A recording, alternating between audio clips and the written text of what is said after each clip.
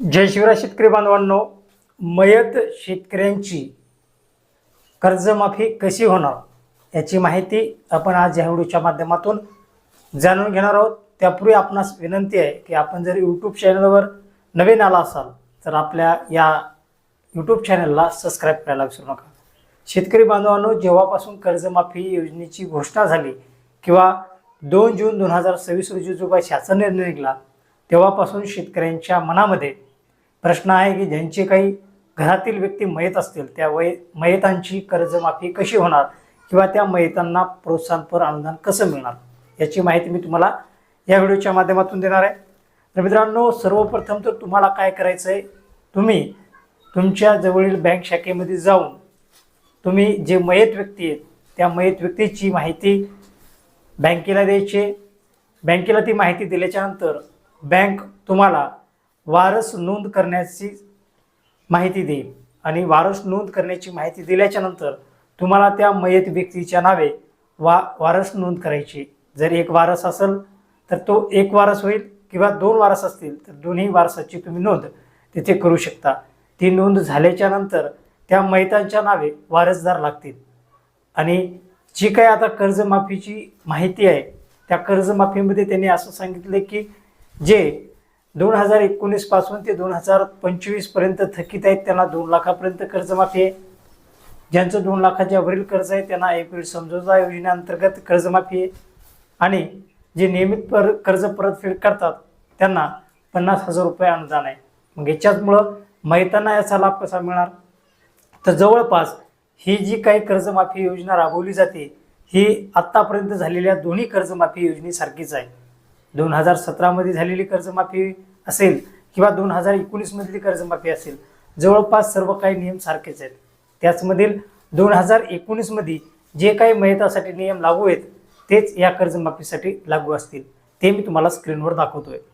तर बघू शकता मित्रांनो, याच्यामध्ये मृत व्यक्ती शेतकरी कर्जमाफी पद्धत 2019 नियम क्रमांक 12, मृत व्यक्तीच्या कर्जावर प्रक्रिया करण्याची पद्धत काय आहे।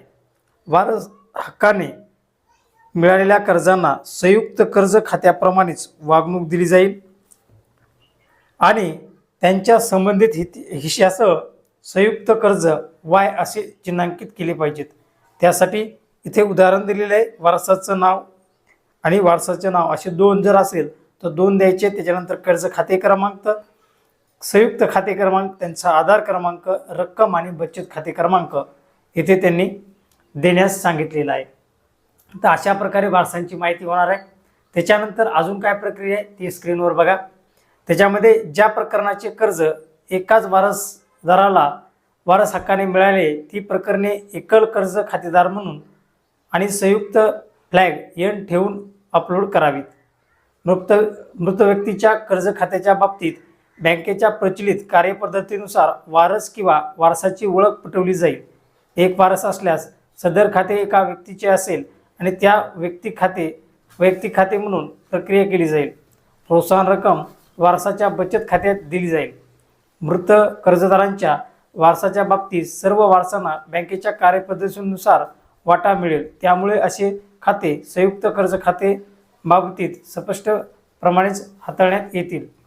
तर मित्रांनो, याच्यामध्ये अशी माहिती दिलेली आहे की जर वारस एक असेल तर सर्व काही जे काही लाभ आहे तो एका वारसाला मिळेल आणि जर वारस 1, 2 किंवा त्यापेक्षा जास्त असतील तर बँकेच्या नियमानुसार सर्व वारसांना त्यांच्या हिस्स्याचा वाटा हा देण्यात येणार आहे। आता पुढील माहिती काय आहे ती पुढील माहिती आपण स्क्रीनवर बघूयात। तर बघू शकता त्याच्यामध्ये 13 नंबरचा मुद्दा आहे, मृत व्यक्तीच्या प्रोत्साहनावर वाटणीची गणना कशी करावी। वारसांना वाटा बँकेच्या प्रचलित कार्यपद्धतीनुसार ठरवावा। मुख्य मुद्दे, एक वारसा असल्यास वैयक्तिक खाते म्हणून प्रक्रिया करावी, अनेक वारसा असल्यास संयुक्त कर्ज खाते म्हणून प्रक्रिया करावी। प्रोत्साहन कर्जमाफीची रक्कम वारसांच्या खात्यात त्यांच्या वाट्यानुसार जमा केली जाईल। वारसाची ओळख व पडताळणी बँकेच्या नियमानुसार केली जाईल। संयुक्त वारसदारांच्या प्रकरणात खाते संयुक्त कर्ज खाते म्हणून हाताळले जातील। तर अशा प्रकारे तुम्ही तुमची वारसाची नोंद बँकेत जाऊन करू शकता। जर तुमच्या बँकेमध्ये वारसाची नोंद कशी करायची ही माहिती देत नसतील किंवा तुम्हाला एखादा फॉर्म देतील, तो फॉर्म भरून तुम्ही तो त्या बँकेकडे जमा करायचा आहे. त्यानंतर तुम्ही एक वारस असाल तर तुमचे वैयक्तिक खाते म्हणून नोंद होईल, आणि 2 किंवा 3 वारस असेल तर तुम्हाला बँकेच्या नियमाप्रमाणे तुमचा हिस्सा दिला जाईल आणि मयत व्यक्तीची आधार प्रमाणीकरण केलं जाईल. तर अशा प्रकारे मयत व्यक्तींचं कर्जमाफी किंवा प्रोत्साहन अनुदानाचा लाभ हा दिला जाणार आहे. हा व्हिडिओ कसा वाटला कमेंट बॉक्समध्ये नक्कीच सांगा. आणि अजून या मयत व्यक्तीविषयी सरकारने अजून काही माहिती दिल्यास त्याची माहिती आपण आपल्या यूट्यूब चॅनलच्या माध्यमातून घेणार आहोत. त्यामुळे यूट्यूब चॅनललाही सबस्क्राईब करून ठेवा. भेटूयात पुढील व्हिडिओमध्ये. तोपर्यंत थांबतो. जय हिंद, जय महाराष्ट्र.